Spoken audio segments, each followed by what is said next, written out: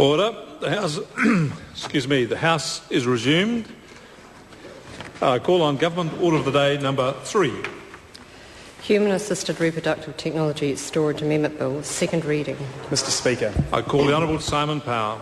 Mr Speaker, I move that the human-assisted reproductive technology (storage) amendment bill be now read a second time. Mr Speaker, I thank the Health Committee for its careful consideration of the bill and their recommendation that the bill be passed with some amendments.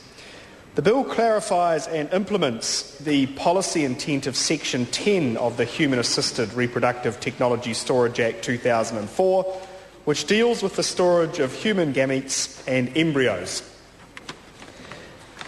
The Act provides that gametes and embryos may be stored for only 10 years while allowing extensions to this storage limit in particular cases. The 10-year limit on storage starts from when the Act came into force on 22 November 2004 or from when storage of a gamete or embryo began, whichever is later. The Government received legal advice that indicates that as the Act is currently written, the 10-year limit starts from when a gamete or embryo was stored. This means that some gametes or embryos placed in storage prior to 22 November 2004 are in unintentional breach of the Act. To enforce the Act as it stands would require the destruction of these gametes and embryos. That would be unreasonable and unfair on the couples concerned and fertility clinics who have been acting in good faith. The bill also clarifies the roles of the Ethics Committee and Advisory Committee under the Act in extending storage of gametes and embryos.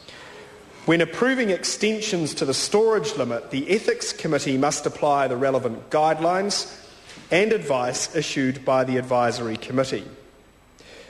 The Health Committee received 8 submissions on the bill.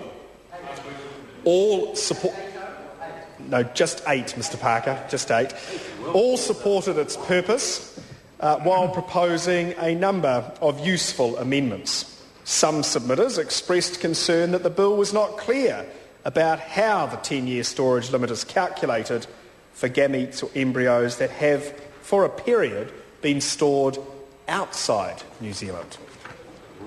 The committee recommended making it explicit that any time stored outside New Zealand is included in calculating the 10-year limit on stored gametes and embryos. Now, this is not an area that I have a great deal of expertise in, Mr Speaker, and it is a bit of an anomaly of matters that the Minister of Justice is dealing with these issues, but I'll do my best.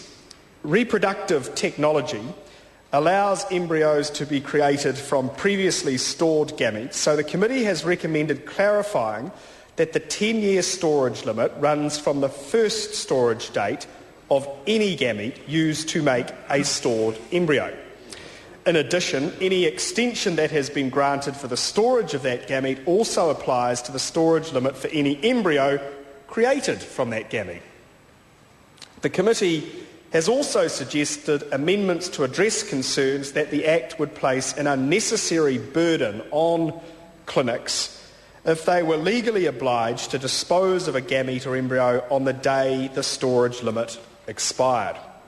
The committee has suggested the inclusion of a 6-month grace period to dispose of gametes and embryos after the storage limit expires. A sensible suggestion. Finally, to ensure that Section 10 can be enforced, the committee has recommended amending Section 67, subsection 2, subsection C of the Act to ensure that the Act's enforcement provisions are available for any storage that contravenes Section 10. This bill will provide certainty to couples who are trying to have children, and for that reason I implore the House to deal with it expeditiously. I commend this bill to the House. Members, the question is that the motion be agreed to. I call the Honourable Steve